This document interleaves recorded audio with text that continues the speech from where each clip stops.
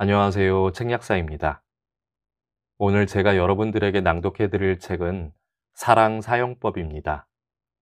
정신세계사에서 출판되었고요. 먼저 작가 소개를 하겠습니다. 지은이 메카는 영적 교사이자 고도로 예민한 공감력으로 영혼을 치유하는 치유사이다.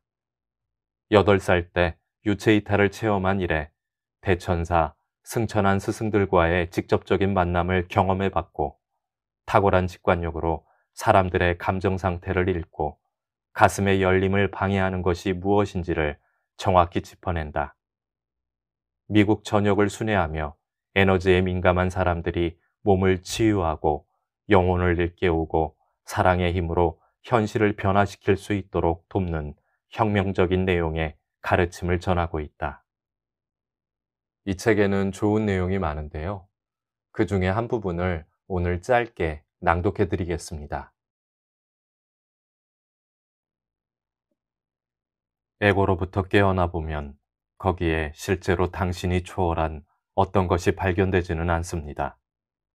다만 당신은 자신의 에고에 관해 추측했거나 배워온 모든 것의 거죽을 꿰뚫고 그 속을 들여다보게 됩니다. 영적 여정에서 반복되는 주제는 당신이 가장 소중히 여기는 명료한 의식의 순간에 떠올랐던 것을 포함하여 그 모든 결론과 믿음과 중거점으로부터 깨어나서 그것을 벗어나오는 것입니다. 이것은 탐사의 모든 단계에서 일어납니다. 오로지 사랑의 진실만이 남을 때까지요. 사랑을 제외한 모든 것을 버려야 할진대 그 모든 통찰과 수행과 공부는 한쪽에 밀어두고 그저 가슴이 길을 인도하도록 내맡기십시오.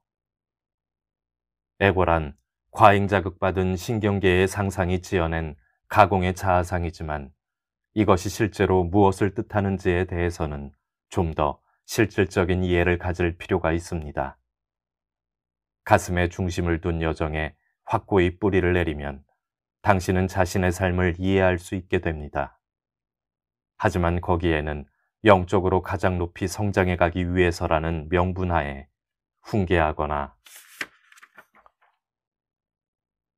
벌하거나 박해하거나 버리거나 피해야 할 것이 아무것도 없습니다. 당신이 지금까지 에고에 대해 배운 것이 틀렸다는 말은 아닙니다. 당신이 에고에 대한 자신의 이해를 좀 더 우주적으로 확장시킬 준비가 된 가슴 뛰는 역사적 지점에 도달해 있다는 말을 하는 겁니다. 많은 전통에서 에고는 육신이 취한 인격으로 간주합니다.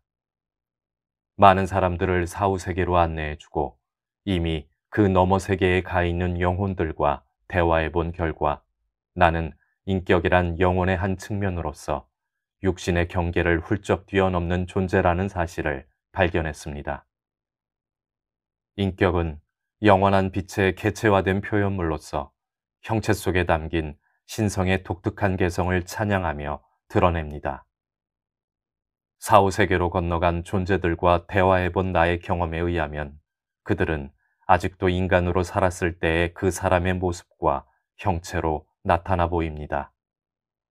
방법을 설명할 수는 없지만 이 의식과 연결되면 나는 마치 당신이 전화기로 통화를 하듯이 영혼과 대화를 나눌 수 있습니다. 처음에는 나도 그것이 상상 속 이야기인 줄만 알았습니다. 하지만 그들이 말해준 내용을 그들이 사랑하는 사람들이 확인시켜 주었을 때 우리 각자의 내면에 깃들어 있는 무한한 가능성과 엄청난 능력에 대한 찬탄이 샘처럼 솟아나죠.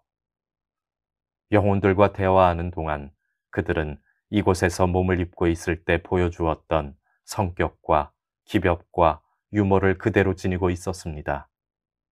그러나 그것은 그들이 살아있을 때는 자각하지 못했을 훨씬 더 폭넓은 맥락에서 발휘되고 있었습니다.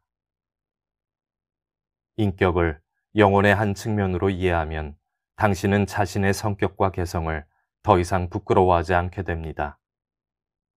영적 여정 속으로 아무리 깊이 들어가더라도 당신만의 독특한 성품은 진화에 의해 지워지지 않고 당신이 확장해가는 것과 같은 속도로 그 가장 높은 가능성까지 꽃을 피워냅니다.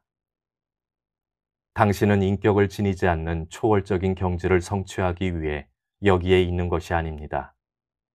인격을 지니지 않으면 당신이 세상으로 가져온 바로 그 독특함도 깨끗이 부정되어 버릴 테니까요. 모든 사람은 하나의 고유한 인격을 지니고 있고 그것은 역사상 다른 그 누구도 이 땅에 가져다 주지 못한 유일한 진동 주파수를 지니고 있습니다. 다른 누구도 아니라 오로지 당신이라는 존재를 통해서만 비춰낼 수 있는 무지개 빛깔처럼 당신은 모두에게 주어지는 선물인 진실에 관한 특별한 추억거리를 이 삶 속에 가져다 주고 있는 것입니다. 당신은 비록 제한적이고 고통을 느끼는 하나의 인격 안에서 살아가지만 최종적으로 당신은 우주의 사절로서 온갖 감정들로 이루어진 이쪽 세계를 탐사하여 더 높은 진동의 의식을 표현해낼 발사대와 동력을 갖추기 위한 작업을 하고 있는 것입니다. 당신이 희생자 의식의 고통 속으로 아무리 깊이 빠져내려가도 그것도 마침내는 두려움과 수치심과 회한의 잿더미를 뚫고 솟아올라 모든 가슴을 치유하는 광채를 발하게 될 기적과도 같은 여정의 한 모퉁이일 뿐입니다. 다음의 치유 만트라를 반복해서 되뇌시기를 권합니다. 나는 옳다라는 생각이 일어날 때마다 그것은 사랑받기 위해 거기에 있는 것이다. 오직 나만이 그것을 사랑해 줄 수 있으므로. 나는 희생자다 라는 생각이 일어날 때마다 그것은 사랑받기 위해 거기에 있는 것이다. 오직 나만이 그것을 사랑해 줄 수 있으므로. 나는 권리가 있다는 생각이 일어날 때마다 그것은 사랑받기 위해 거기에 있는 것이다. 오직 나만이 그것을 사랑해 줄 수 있으므로. 나는 부족하다라는 생각이 일어날 때마다 그것은 사랑받기 위해 거기에 있는 것이다.